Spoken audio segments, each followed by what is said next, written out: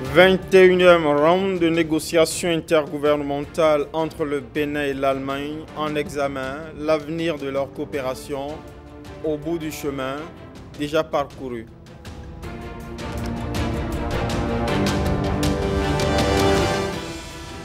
« 100 ans bientôt pour le PCC, le Parti communiste chinois. En préparation de cet anniversaire en juin prochain, le rendez-vous les mardis de la Chine est créé à l'initiative le réseau Médias pour la coopération sino-béninoise. Et puis le Bénin, carrefour ouest-africain des chirurgiens de la sous-région, le temps d'un congrès, celui de la 61e conférence dédiée à l'exercice d'un métier soumis à adaptation, surtout en contexte Covid. Bonsoir et bienvenue à ce journal que je commence avec une nouvelle un peu tristounette sur le plan du foot. Oui, on s'y attendait très peu, hélas. Porte de sortie pour les écureuils en cette fin des éliminatoires de la prochaine Coupe d'Afrique des Nations. Les écureuils du Bénin ne seront pas au Cameroun, battus 1-0 par la Sierra Leone au stade Général Lansana Conté cet après-midi même. L'unique but de la partie a été marqué sur pénalty par Kei Kamara à la 19e minute suite à une faute de main de Khaled Adénon dans la surface de réparation.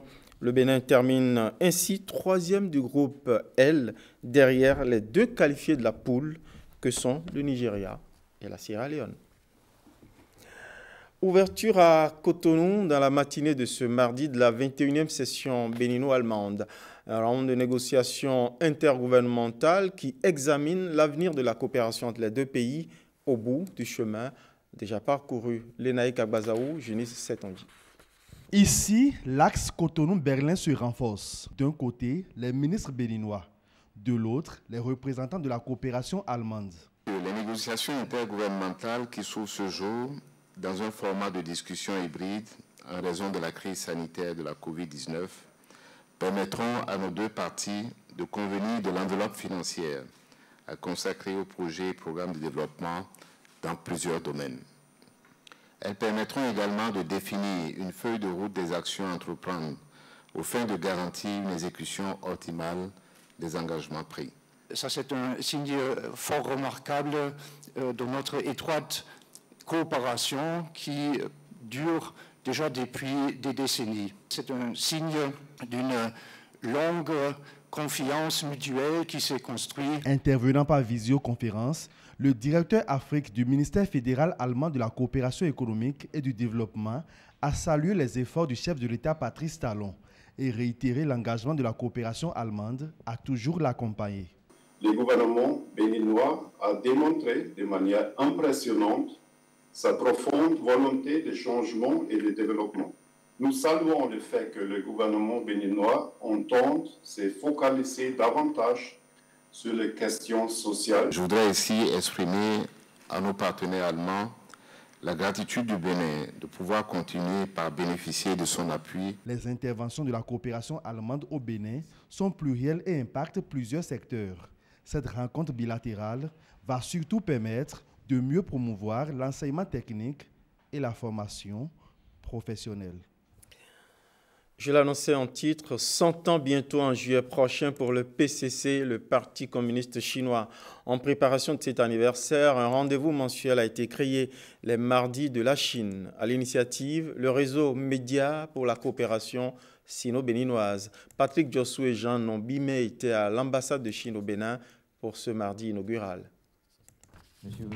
Les mardis de la Chine, c'est l'intitulé d'une rencontre mensuelle d'un réseau nommé Médias pour la coopération sino-béninoise.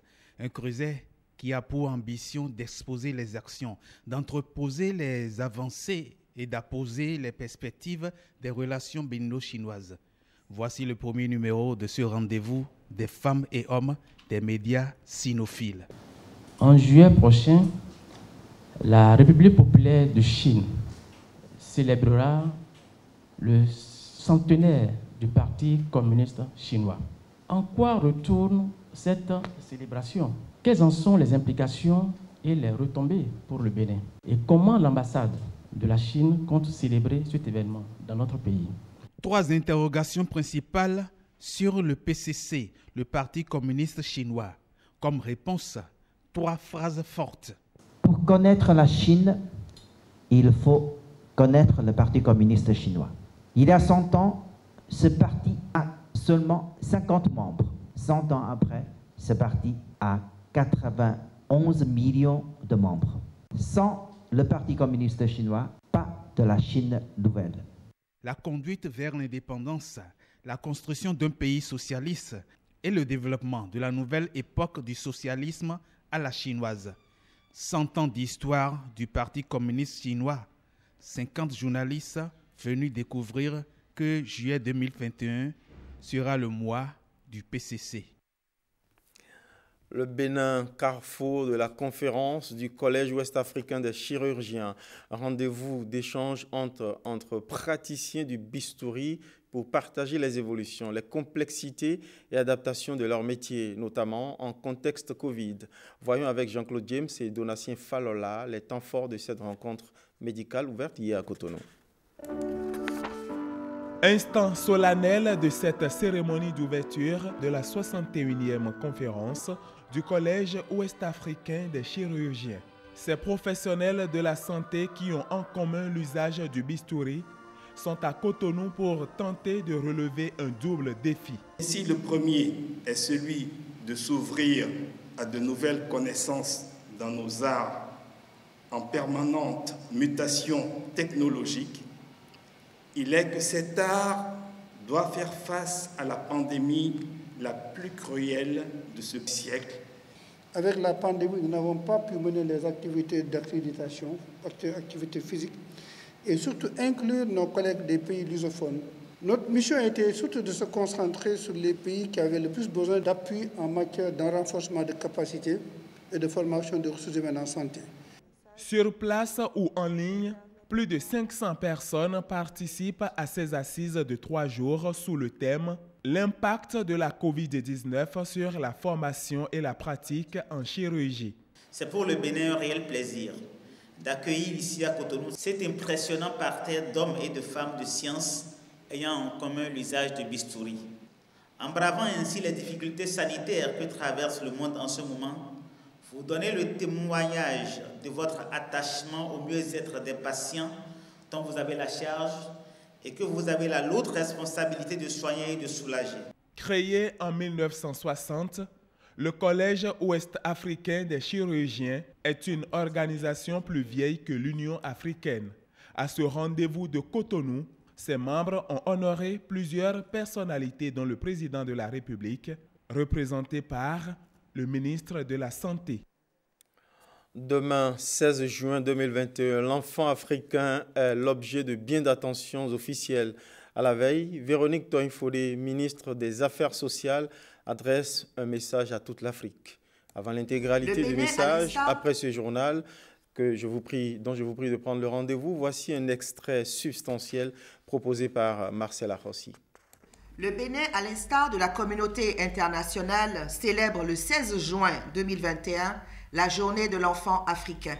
Cette journée, qui est à sa 31e édition au Bénin, a été instituée en 1991 par l'Assemblée des chefs d'État et de gouvernement de l'Union africaine en mémoire des centaines d'enfants massacrés lors du soulèvement du 16 juin 1976 à Soweto, en Afrique du Sud. Le thème de la journée de l'enfant africain 2021 est intitulé « 30 ans après l'adoption de la charte, accélérons la mise en œuvre de l'agenda 2040 pour une Afrique digne des enfants ». Pour rappel, en 2016, le Comité africain d'experts sur les droits et le bien-être de l'enfant a adopté l'agenda 2040 pour une Afrique digne des enfants, un agenda d'action planifié sur 25 ans visant à réaliser des progrès stratégiques à long terme dans la mise en œuvre des droits de l'enfant en Afrique. Des réformes sont opérées dans les secteurs de l'éducation, de la santé, des affaires sociales par le gouvernement de son Excellence le président Patrice Talon depuis 2016 et nous ont amenés sur le terrain de plusieurs projets allant dans le sens de la promotion et de la protection des droits des enfants béninois. C'est au vu de l'immensité des défis à relever que le Bénin place la JEA de cette année sous le thème « Ensemble, œuvrons pour un Bénin plus protecteur des enfants contre les violences, les abus et les exploitations ».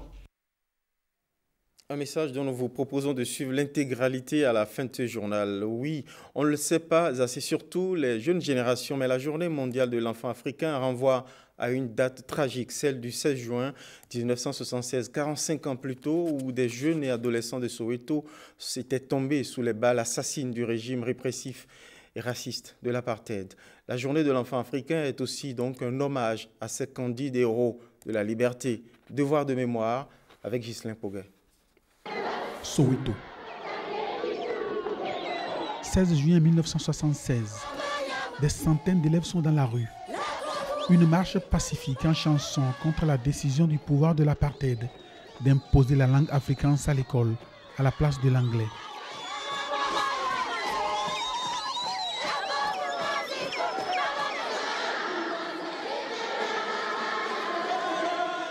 La horde chantante dans sa progression est bloquée par la police. Le face-à-face dure quelques minutes. Puis, le feu. À balles réelles. Des centaines d'élèves sont tombés, abattus comme des chiens. Et cette photo qui fit le tour du monde, preuve d'une barbarie sans nom. Le premier collégien tombé sous les balles des policiers, Hector Peterson, dans les bras de Mbouyi Sam Makubu. Le photographe s'en souvient. La loi dans le pays interdisait de prendre des photos des agissements de la police. Donc, je savais que je risquais ma vie. La sœur de Mbouyi Sam Makubu, elle aussi, malgré le temps qui passe, n'a pas oublié. Quand mon frère Mboïssa était venu à la maison, il sonnait 9h ou 10h du soir. Il était confus. Il se sentait mal parce que Hector était mort. Son intention était de le sauver. En souvenir à ce massacre, chaque année, le 16 juin, depuis 1991, la planète commémore la Journée mondiale de l'enfant africain. Merci Ghislain pour cette remontée traumatique de l'histoire. Il faut de la mémoire pour que jamais ça ne se reproduise. Séduite par le programme gouvernemental de la cantine scolaire, la Fondation Move Africa apporte son grain de sel bénéficiaire, une école primaire de la commune de Zé qui reçoit le soutien de la Fondation Move Africa pour la construction du réfectoire, de la cuisine et des magasins de sa cantine. Herman Rodrigue-Amégan, Alexis Segbamon en témoigne. Les premiers coups de pioche d'une œuvre hautement humanitaire. Dans cet établissement primaire de Goulosodji, dans la commune de Zé, la Fondation Move veut offrir un cadre adéquat pour l'expression des cantines scolaires. Cette initiative est intitulée « Main dans la main ». Étant très conscient de l'importance des cantines, que nous nous associons aujourd'hui à ce projet ambitieux initié par le Programme alimentaire mondial. Un réfectoire, une cuisine moderne et un magasin. La Fondation Move et ses bénévoles se rangent aux côtés du Programme alimentaire mondial, premier partenaire du Bénin, pour des repas chauds à portée de main des apprenants. Nous sommes très heureux aujourd'hui de notre collaboration avec Move Africa.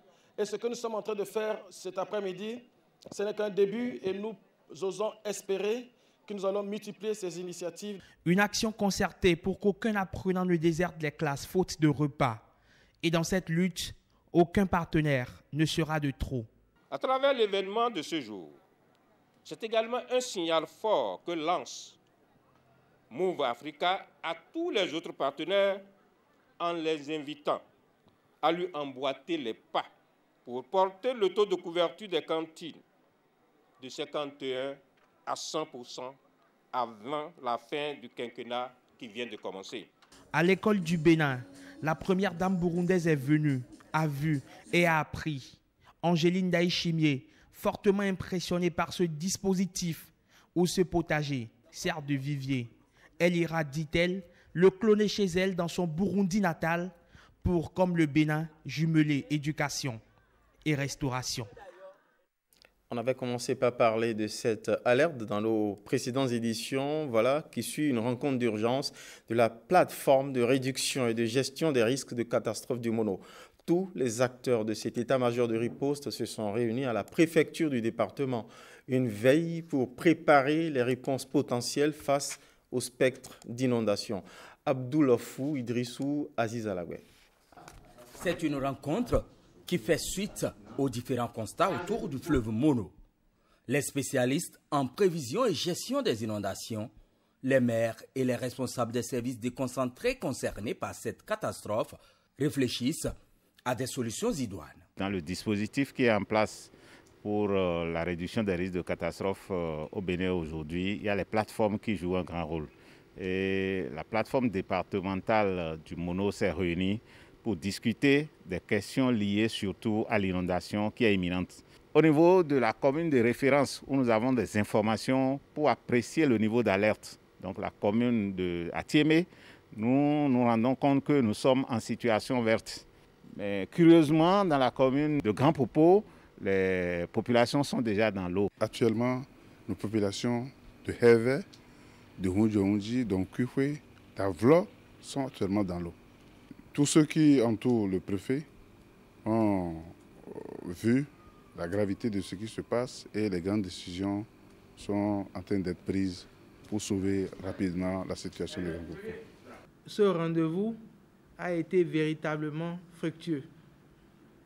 Fructueux en ce sens qu'il nous a permis de rappeler aux uns aux autres leur rôle en matière de prévention et surtout de gestion des catastrophes naturelles et anthropiques.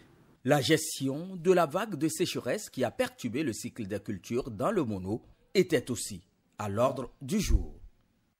Vous promettons dans nos prochaines éditions avec Aziz Alagoué les images des populations qui ont déjà le pied trempé. 15 juin, journée mondiale de la lutte contre la maltraitance des personnes âgées comme chaque année, une journée particulière qui met en lumière une situation préoccupante. Une compagnie des personnes du grand âge, Marcel Arrossi, a assisté à une marche de sensibilisation. On suit son reportage. Non à la maltraitance, non à la stigmatisation. Les personnes du troisième âge demandent plus d'attention. De la part des autres couches de la société, elles réclament de bons soins et une inclusion dans la vie de la cité. Mais elles reconnaissent d'abord les nombreux défis déjà relevés en leur faveur quand, ce matin du 15 juin à Cotonou, elles engagent une marche de cœur. Nous pouvons citer l'élaboration de la politique holistique de protection sociale, l'élaboration de la politique nationale pour le vieillissement actif en bonne santé, l'élaboration des directives de prise en charge psychosociale des personnes âgées au niveau communautaire et j'en passe. Pouvoir compter des années et de nombreuses années est une chance. Véronique Toïfodé se montre solidaire. Tout le monde n'a pas la chance de vieillir. Que les familles s'occupent de leurs personnes âgées. Le gouvernement également de son côté participera au renforcement du cadre juridique qui vous protège. Et à cet effet, un avant-projet de loi a déjà été élaboré portant accès des personnes âgées aux services sociaux de base. D'autres activités également sont en cours d'élaboration avec vous, avec votre participation et vous le savez. Donc nous ne vous lâcherons pas. Nous sommes à vos côtés pour la même lutte. Lutte qui appelle aussi et surtout la participation des jeunes d'aujourd'hui, personnes âgées de demain. Pas de pèlerinage pour les candidats à la Mecque cette année. Les autorités sanitaires saoudiennes en ont décidé ainsi. Au Bénin, le comité d'organisation du Hajj, piloté par le ministère des Affaires étrangères, appelle à la vigilance contre toute arnaque, notamment l'imam Boukari Moutawakil, membre de l'Union islamique du Bénin, revient sur les causes de cette annulation. Blaise Adampo et Évariste Zomarou ont recueilli ces explications. Les autorités ont annulé le pèlerinage de 2021 comme c'était passé en 2020. À cause de quoi? À cause du même coronavirus. Les candidats, depuis l'année passée jusqu'à cette année, n'ont pas le droit de se plaindre. Le musulman doit être optimiste. Si il a les convoyeurs, dont le comité de Hajj, dirigé par le ministère des Affaires étrangères, n'a pas donné l'ordre de prendre l'argent chez les candidats au pèlerinage, là, la rigueur va les frapper. Deux, le comité de Hajj n'a même pas encore dit les convoyeurs qui peuvent faire ce travail. Mais pourquoi aller prendre l'argent chez les pèlerins, les candidats? Je lance d'abord un appel à ceux-là de ne pas donner leur argent à qui que ce soit, sans l'ordre du comité de Hajj du Bénin.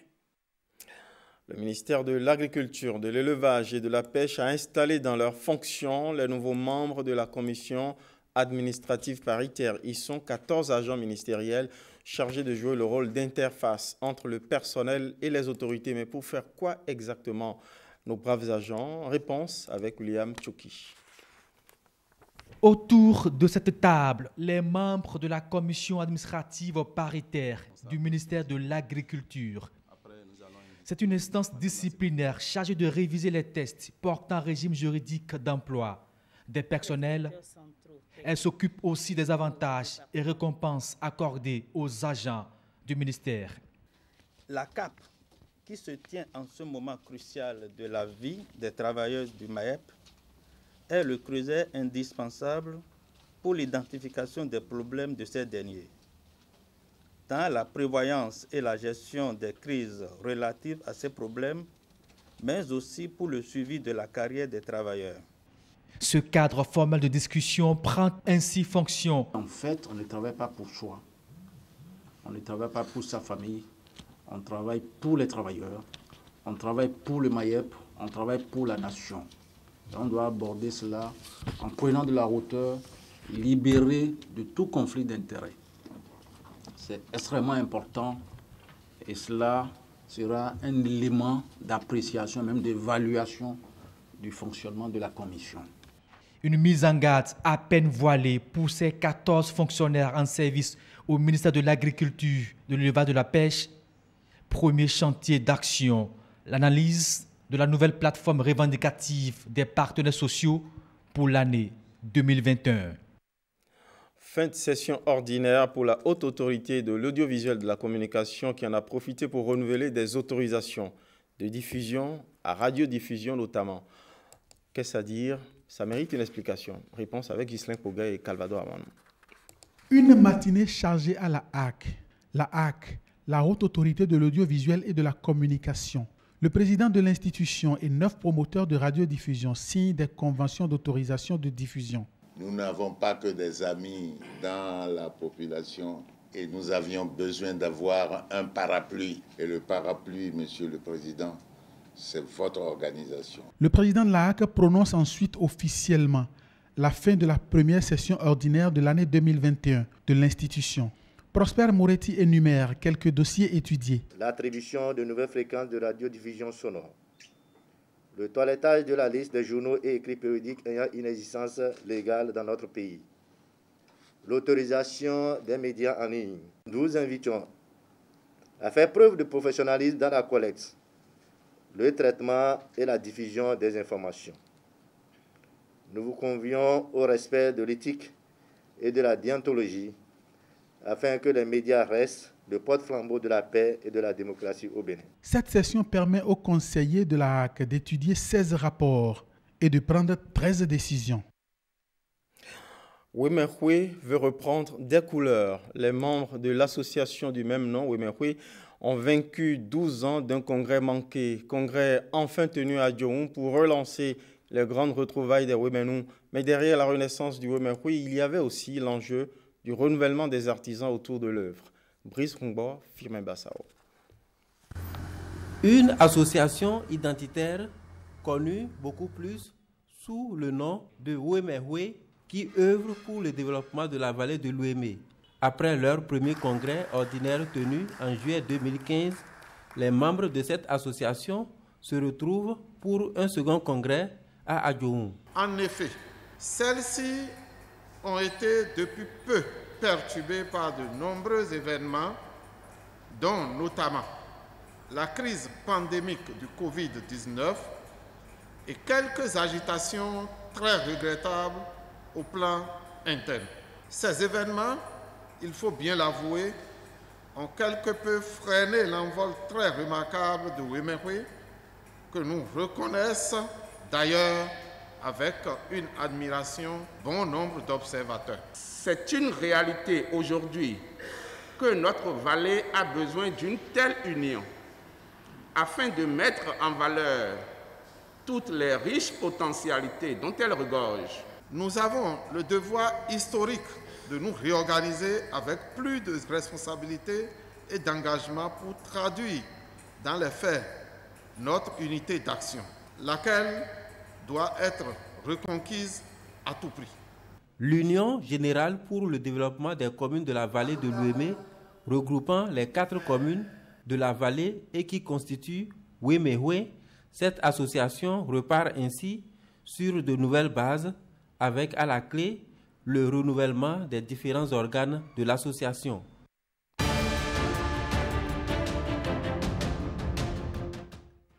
Actualité internationale, on part en France. Oui, ça y est, c'est au tour des adolescents de s'aligner pour se faire vacciner contre le Covid-19. En Éthiopie, le Programme alimentaire mondial porte une aide alimentaire aux zones difficiles d'accès de la région du Tigré. Ce sont, entre autres, quelques informations à retrouver dans la page inter de ce journal. Une compilation d'Océnie Adeleke.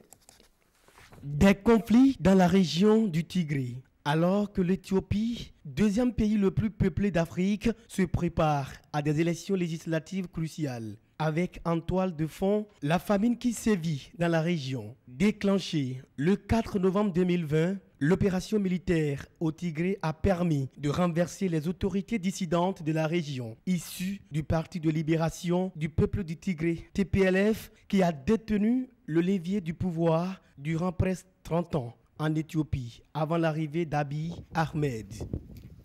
Toujours en Éthiopie, le Programme alimentaire mondial des Nations Unies fournit une aide alimentaire aux zones difficiles d'accès de la région du Tigré. Des dizaines de milliers d'enfants souffrant de malnutrition risquent de mourir dans la région. Désormais touchés par la famine, ont mis en garde vendredi les Nations Unies. Émirats. La compagnie aérienne de Dubaï a annoncé des pertes annuelles d'environ 4,5 milliards d'euros. Une première en plus de 3 décennies, alors que les blocages et les restrictions liées à la pandémie de coronavirus ont durement frappé le secteur de l'aviation. Ils voudraient que leur collège, leur lycée, l'année prochaine n'ait pas à fermer. Ils veulent aussi pouvoir partir en vacances plus librement. Olivier Véran salue le lancement de la vaccination pour les adolescents de 12 à 17 ans dans un centre de vaccination parisien. Pour l'autorisation des 2 parents, lorsque un parent vient sur place, il y a un formulaire qu'il peut trouver sur le site du ministère de la Santé ou remplir dans le centre de vaccination quand il arrive, attestant sur l'honneur de l'accord des 2 parents. Il faut évidemment aussi s'attacher à expliquer à l'adolescent qui vient, c'est le travail du médecin, des infirmiers, ce que c'est que la vaccination, répondre aux questions que peuvent se poser les ados. Nous en avons vu quelques-uns ce matin qui sont motivés pour se faire vacciner, avec la compréhension du fait qu'ils voudraient que leur collège, leur lycée l'année prochaine n'ait pas à fermer. Ils veulent aussi pouvoir partir en vacances plus librement.